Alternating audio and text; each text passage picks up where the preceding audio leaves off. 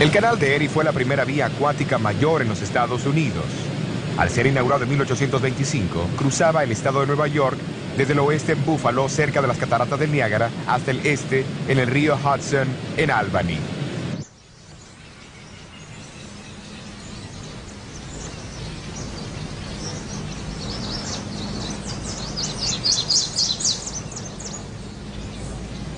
A una hora de viaje al este de Rochester se encuentra el pequeño pueblo de Puerto Gibson.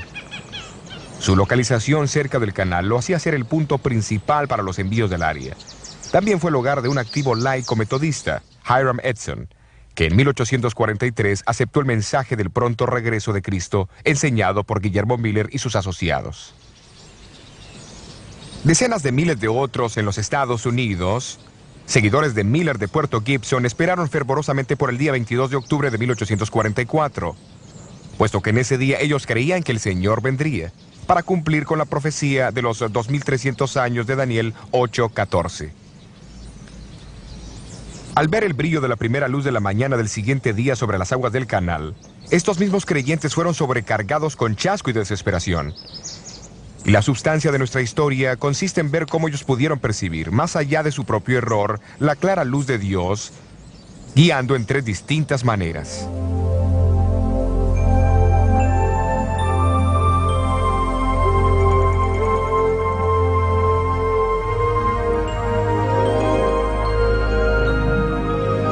Fueron muchos los creyentes adventistas que se reunieron en la finca de Hiram Edson el 22 de octubre de 1844. Estudios han demostrado que esta fue su casa, a pesar que habitaciones han sido añadidas en ambos lados desde que Edson vivió aquí. En aquella fría mañana de octubre, el chasco de Edson y sus amigos llegó a ser real. Eso sale de su boca muy fácil, compañero. Discúlpeme, señor. No creo que usted tenga la menor idea de cuán devastados estamos. ¿Qué quiere decir? Quiero decir que hemos experimentado la peor clase de duda. Algunos de nosotros con más aflicción que otros. Nos preguntamos si las profecías de Daniel estaban equivocadas.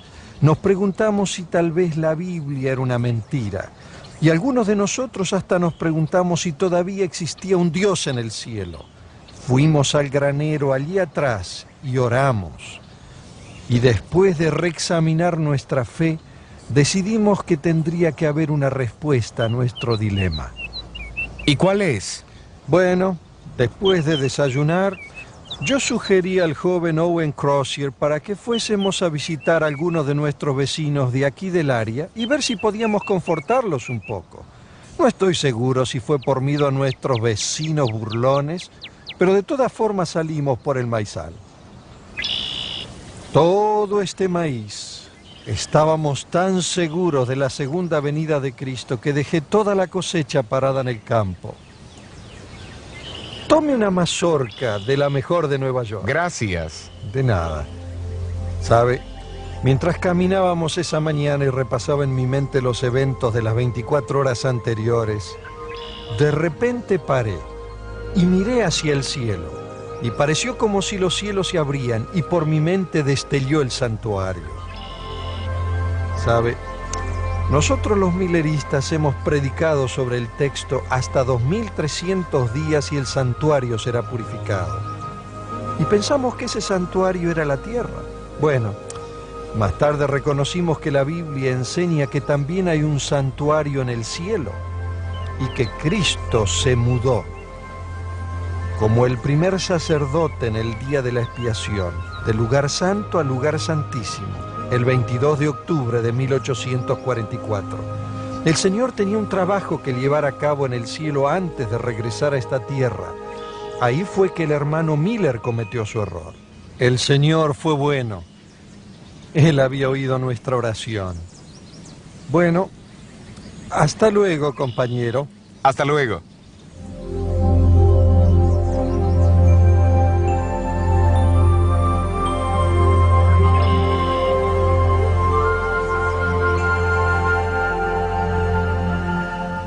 En los meses que siguieron, Hiram Edson y sus asociados continuaron estudiando el tema del santuario y su purificación. Al pensar en su propia experiencia, se maravillaron de las similitudes entre su chasco y el de los discípulos en el tiempo de la crucifixión de Jesús. Finalmente, Edson convenció a su amigo Crozier para que publicase sus hallazgos en una edición especial del periódico seguidor de Miller, La Estrella del Día, el día 7 de febrero de 1846.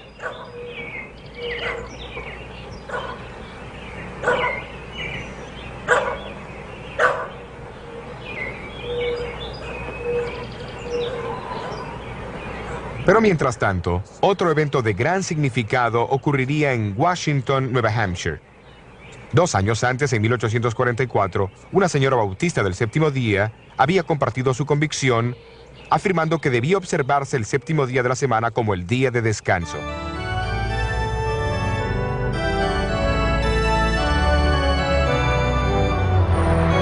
La observancia cristiana del séptimo día como día de reposo ha persistido a través de la era cristiana.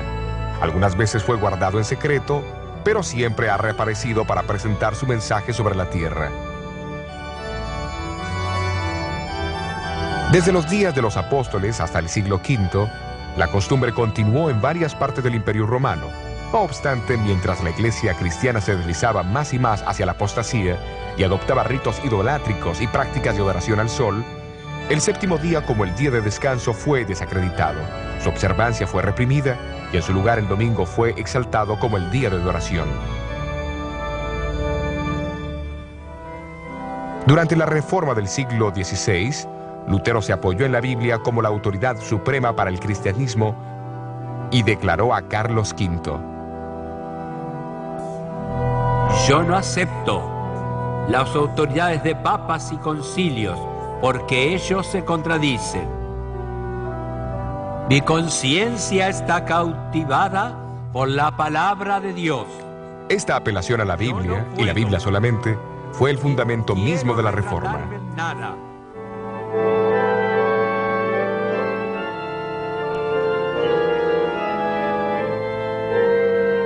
Mientras la Reforma continuaba, surgió un diálogo en la Iglesia con respecto al tema del domingo y el sábado. Los que guardaban el sábado afirmaban que no había ninguna prueba en la Biblia que apoyara la observancia del domingo. Como resultado, la observancia del séptimo día como el día de descanso se desparramó por Europa, incluyendo a Inglaterra.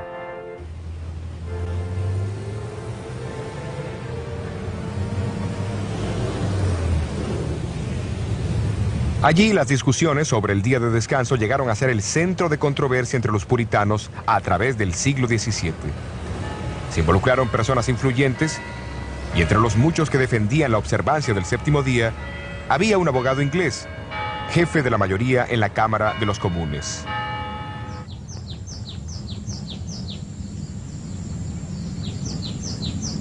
A mediados de 1660, había muchas congregaciones en Inglaterra que guardaban el séptimo día. Un miembro de una de ellas fue el doctor Pedro Chamberlain, médico de 3 reyes Estuardos, Jaime I, Carlos I y Carlos II de Inglaterra.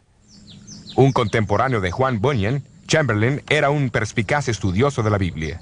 Estas palabras fueron grabadas en su tumba en el terreno de la iglesia de Woodham Mortimer, Essex. En cuanto a su religión, él fue un cristiano que guardó los mandamientos de Dios y la fe de Jesús, siendo bautizado alrededor del año 1648 y observó el séptimo día como día de descanso por más de 32 años. Chamberlain fue miembro de la Iglesia Bautista del Séptimo Día, un pequeño grupo que se había separado de la Iglesia Bautista por sus convicciones con respecto al sábado a comienzos del siglo XVII.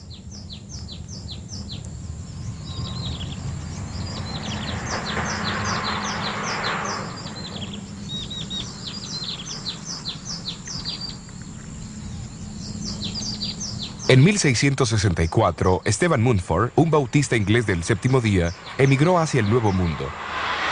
En 1671 organizó la primera iglesia bautista del séptimo día en América, en Newport, Rhode Island. Durante los próximos 170 años, su influencia se extendió por toda América. Hasta 1843, los bautistas del séptimo día eran alrededor de 5,500. En ese año, la Asociación General Bautista votó una resolución muy significativa. Que el primer día del próximo noviembre sea guardado por nuestras iglesias como un día de ayuno y oración, para que el Dios Todopoderoso intervenga y reivindique su santo sábado. Muy poco anticipaban ellos la manera o la magnitud de la respuesta a su oración. Unos meses después de ese día de oración, una viuda bautista del séptimo día, la señora Raquel Oakes, decidió mudarse a la pequeña villa de Washington, Nueva Hampshire. Su hija de 18 años, Delight, había aceptado allí una posición como maestra de escuela. Al entrar hoy al pueblo de Washington, el cartel a la orilla del camino dice: aquí nació la iglesia adventista del séptimo día. ¿Qué pasó aquí para dar origen a tal título?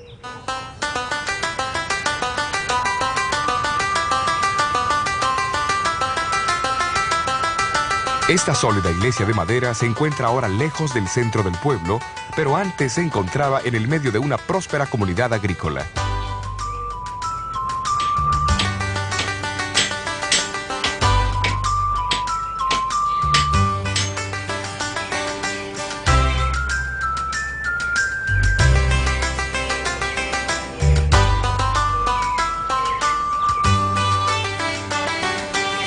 En 1844, Frederick Wheeler era el pastor metodista de esta iglesia. 2 años antes, después de leer los libros de Guillermo Miller, Wheeler comenzó a enseñar sobre el pronto regreso de Jesús. La mayoría de su congregación también aceptó las enseñanzas de Miller.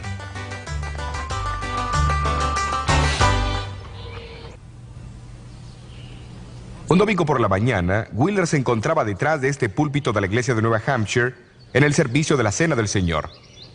Durante el sermón animó a la congregación a ser fieles en guardar todos los mandamientos de Dios. La señora Oakes, la bautista del séptimo día, que asistía a la reunión, apenas pudo contenerse. Cuando el pastor la visitó poco después, ella aprovechó la oportunidad. Pastor Wheeler. Hola, me alegro Raquel. de verlo. He esperado por este momento. Quiero hablarle sobre algo muy importante. ¿Cuál es el tema de hoy? Pase. Gracias, señora Oakes. Es un hermoso hogar.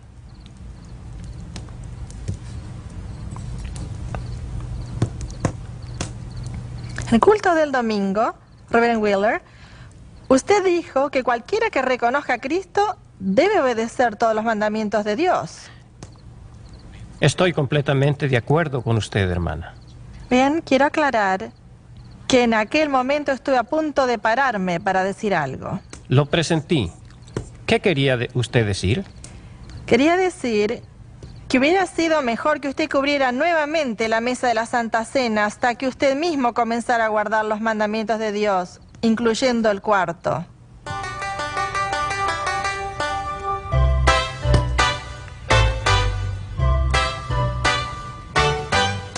Y así Frederick Wheeler conoció la verdad sobre el sábado. Poco después, él guardó su primer sábado. Predicó un sermón alusivo al sábado, y así llegó a ser el primer ministro adventista que guardó el séptimo día. No mucho tiempo después del gran chasco, Guillermo Farnsworth, que en ese entonces estaba llegando a los 40 años, se levantó de la banca de la familia Farnsworth durante el culto y también declaró su intención de guardar el sábado. Luego lo siguió su hermano menor, Cyrus, que tenía sus 20 años de edad, su propia esposa, su padre y otros. Viéndose forzados a abandonar su congregación, estos primeros guardadores del sábado se reunían en la espaciosa casa de los Farnsworth, no muy lejos de allí. No fue hasta años más tarde que adquirieron en propiedad esta iglesia. Contiguo a la iglesia se encuentra el cementerio donde yacen muchos de estos primeros guardadores del séptimo día, sábado.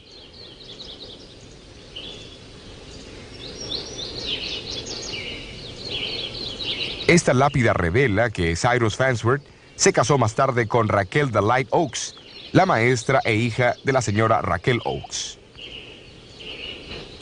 Poco tiempo después que Wheeler comenzó a guardar el sábado, un segundo ministro seguidor de Miller, Thomas Preble, se unió a él. Preble era un bautista libre que había viajado con Guillermo Miller proclamando el pronto regreso de Jesús. Llegó a ser el primer adventista del séptimo día en defender el séptimo día sábado en forma escrita, en un artículo que publicó en febrero de 1845. Entre los muchos que leyeron este artículo, que más tarde fue impreso en forma de folleto, estaba José Bates, un capitán de barco jubilado. Le impresionó la verdad. Algunos años antes, Bates había aceptado las enseñanzas de Guillermo Miller, desempeñó posiciones claves en el movimiento de los seguidores de Miller y capeó la tempestad del chasco de 1844 sin abandonar su fe.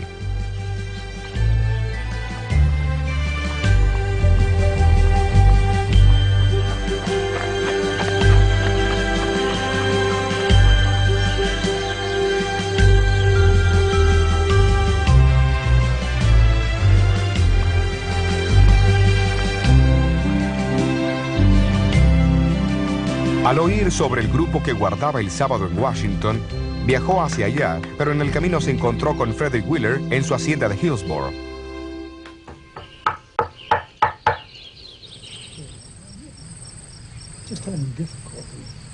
Estudiaron la Biblia juntos toda la noche.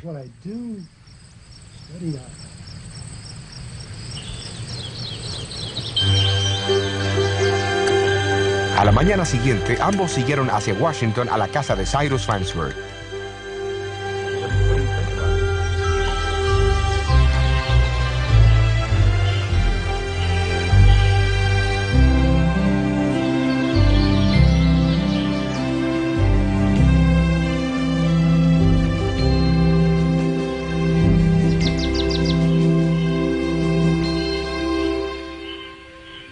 Aquí en la casa de los Farnsworth en 1845, después de un estudio más amplio con Farnsworth y Wheeler, Bates hizo su decisión sobre el sábado.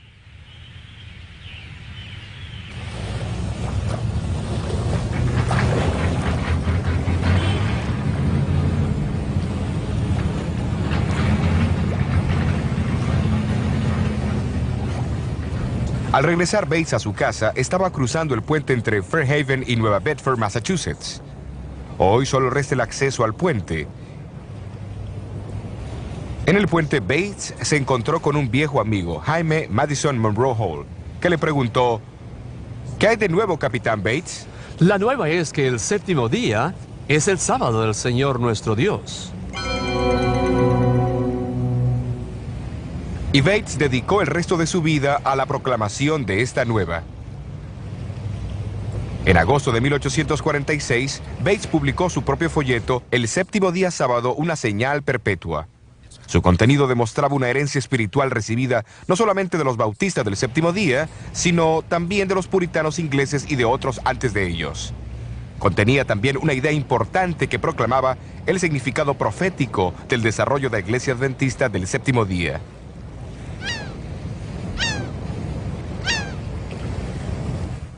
Después que Bates empezó a guardar el sábado, notó algo que los seguidores de Miller habían pasado por alto. Ellos habían visto en su movimiento el cumplimiento de los dos primeros mensajes de los ángeles de Apocalipsis 14 que tenían que ser proclamados antes de la segunda venida de Cristo. Pero había un mensaje del tercer ángel. Bates notó que Apocalipsis 14:12 describe a los que proclaman estos mensajes como aquellos que guardan los mandamientos de Dios y tienen la fe de Jesús. Esto confirmó en su mente la importancia de los mandamientos. A él le parecía que el tiempo había llegado para aquellos que habían proclamado los dos primeros mensajes de los ángeles. Reconocieran el tercer mensaje y guardaran los mandamientos de Dios y el sábado, el cuarto de ellos. A comienzos del año 1846, Bates recibió una copia del periódico La Estrella del Día, donde se explicaban las ideas de Hiram Edson sobre el santuario celestial y el ministerio de Cristo en el lugar santísimo. Inició correspondencia con Edson y aceptó su invitación para asistir a una conferencia que se daría en Puerto Gibson más tarde ese año. Allí Edson compartió sus conocimientos sobre el santuario, pero Bates también tenía algo para compartir. Mientras Bates delineaba sus razones para guardar el séptimo día sábado, Edson se levantó y declaró: esa es la luz y la verdad. El séptimo día es el sábado, y yo estoy contigo para guardarlo. Y así lo hizo hasta el día de su muerte.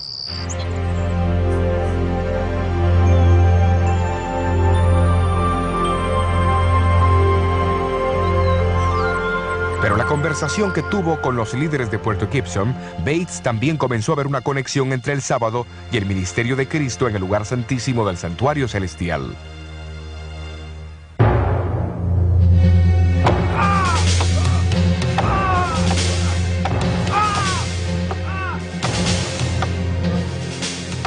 Jesús se encontraba en el centro de ambas doctrinas. En una, Él era el completo sacrificio como Cordero de Dios y también el sumo sacerdote administrando la sangre y purificando el santuario. En la otra, Él era el creador del mundo y el dador del verdadero descanso. La conferencia de 1846 fue la primera expresión de esa conexión.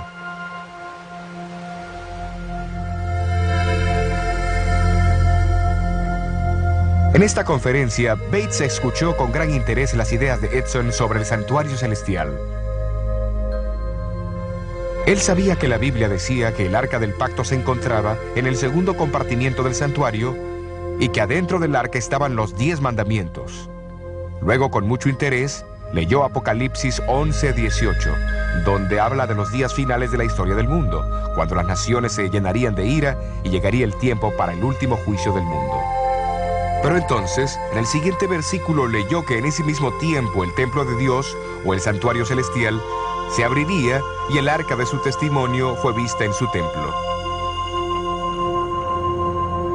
Bates razonó que si el ministerio de Jesús en el lugar santísimo era ahora el foco de atención, entonces el arca, su ley y el séptimo día sábado que esa ley señalaba, también cobraba nueva importancia. El cumplimiento de la profecía de los 2300 años en 1844 había por consiguiente atraído la atención hacia el santuario celestial de una manera que jamás se había visto. Como resultado, surgieron 2 énfasis especiales con respecto a Jesús. Primero, Él estaba ahora encargado de su trabajo final como sumo sacerdote en el santísimo ministerio de ese santuario. Segundo, Él era el Señor del día sábado y nos ordena guardarlo como Él mismo lo observó, como nuestro divino ejemplo. Pero habría una tercera señal distintiva asociada con la gran proclamación final del Evangelio de Dios. La misma también tendría que ser parte de Jesús, pues en Apocalipsis 12:17 se le identifica como el testimonio de Jesús. ¿Pero qué significa esto?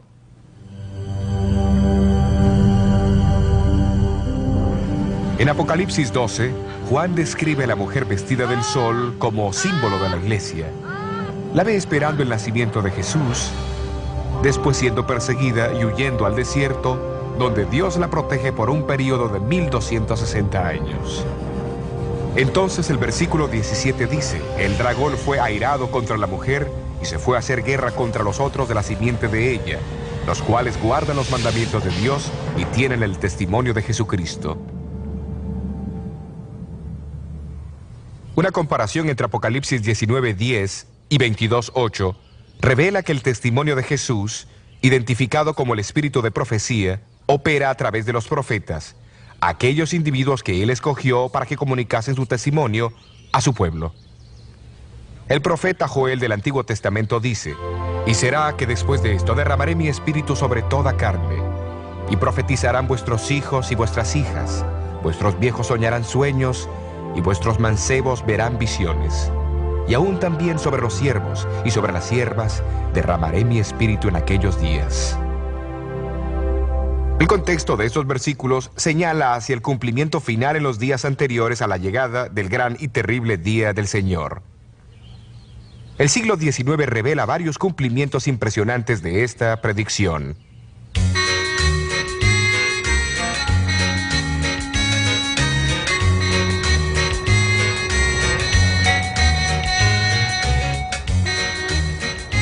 A fines de 1830, un joven americano de color que se había convertido a los 17 años se mudó aquí a Boston, Massachusetts, para prepararse para el ministerio. Su nombre era Guillermo Foy. En 1842, Foy recibió 2 visiones impresionantes.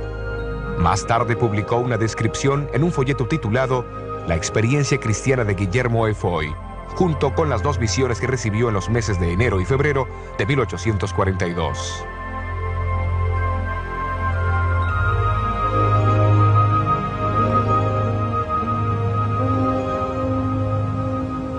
El martes de noche, en enero 18 de 1842, Foy, de 23 años de edad, se reunió con un grupo de cristianos para orar y estudiar la Biblia en Beacon Hill, Boston.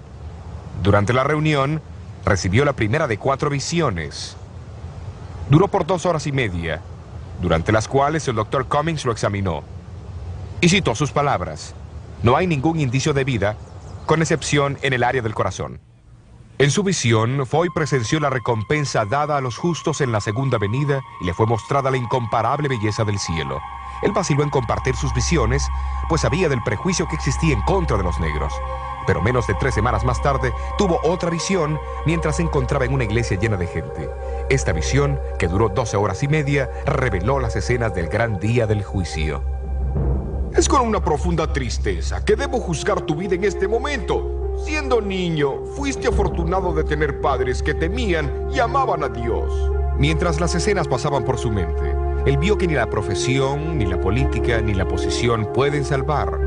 Solamente una relación con Cristo. En realidad, si su visión sobre el juicio previo al advenimiento hubiese sido notada, tal vez el gran chasco habría sido menos duro, sino del todo evitado, 2 años más tarde.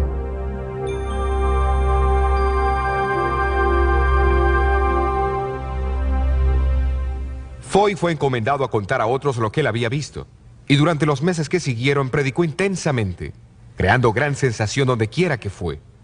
Vastas multitudes lo escucharon contar lo que él había visto sobre la patria celestial y la necesidad de prepararse. Parece que recibió 2 visiones más, incluyendo una que mostraba 3 peldaños hacia la ciudad santa, la cual no entendió. Porque se levantará nación contra nación y reino contra reino, y habrá pestilencias y hambres. Guillermo Foy no recibió ninguna otra visión después del chasco. Sin embargo, mantuvo su esperanza en la segunda venida de Cristo. Continuó su vida como un pastor apreciado y querido, en pequeñas comunidades rurales hasta finalmente establecerse en Sullivan del Este, Maine. Y será predicado este evangelio del reino en todo el mundo, por testimonio a todos los gentiles. Allí falleció en noviembre de 1893 y fue sepultado aquí en el cementerio de Birch Tree.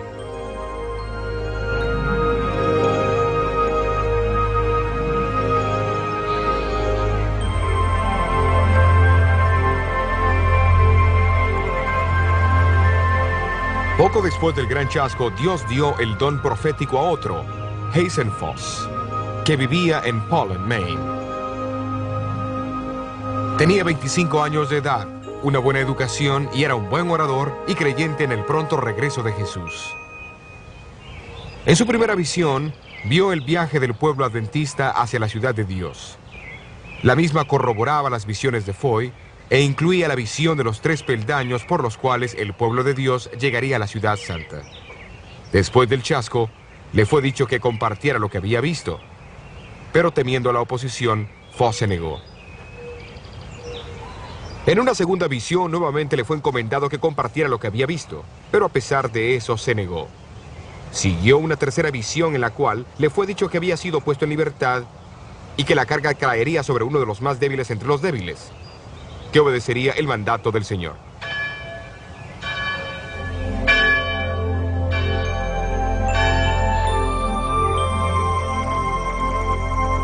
Unas semanas más tarde, Foss se paró del lado de afuera de una pequeña capilla para escuchar una historia milagrosa. Le pidieron que entrara a la reunión, pero él se negó. El maná, las almendras, los higos, las granadas y las uvas y el otro fruto. Le pedí a Jesús que me dejara comer de ellos, y él dijo, ahora no. Aquellos que comen de este fruto no regresan a la tierra. Tú debes regresar y contar a otros lo que Dios te ha revelado. Entonces un ángel me trajo rápidamente de vuelta. Lo que él oyó fue una narración de una visión casi idéntica a la que él había recibido. ¿A quién fue Foss que vio aquella noche? Su nombre era Elena Harmon, una joven de 17 años de edad afectada por la tuberculosis que corría el riesgo de morir. Ella apenas podía hablar con susurros y a menudo la tos y su pulmón sangrante la despertaban de su sueño. Sin embargo, Dios tomó a esta más débil entre los débiles y la llamó para dar el testimonio de Jesús a su pueblo. Impelida por el Espíritu de Dios, tendría que obedecer ese testimonio por los próximos 70 años. La explicación del santuario, la verdad del séptimo día sábado y la moderna manifestación del espíritu de profecía. Estas tres revelaciones claves ayudaron a guiar a muchos a través del chasco de 1844. Y la última de estas revelaciones, a través de la persona Elena Goldwhite, continuaría actuando como una brújula para este inexperto grupo de creyentes en el siglo XX. En el próximo tema continuaremos con la historia de Elena White.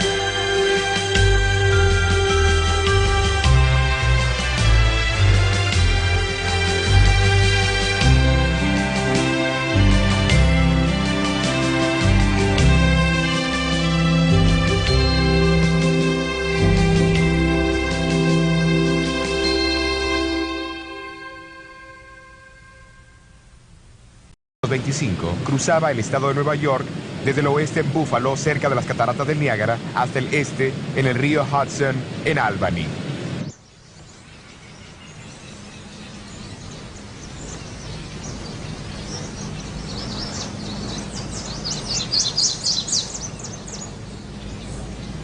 A una hora de viaje al este de Rochester se encuentra el pequeño pueblo de Puerto Gibson.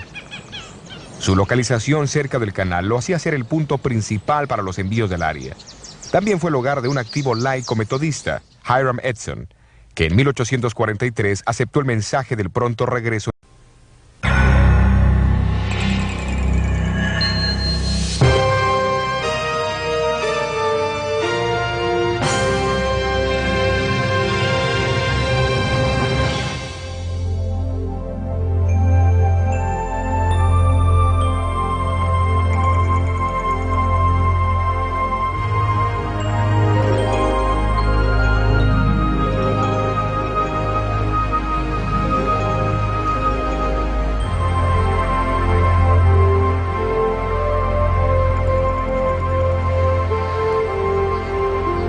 La luz de Dios, guiando en tres distintas maneras.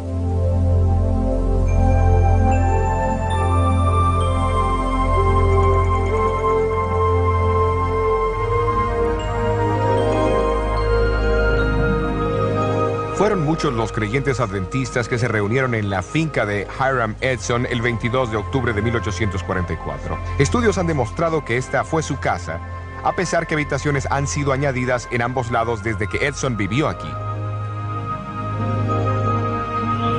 En aquella fría mañana de octubre, el chasco de Edson y sus amigos llegó a...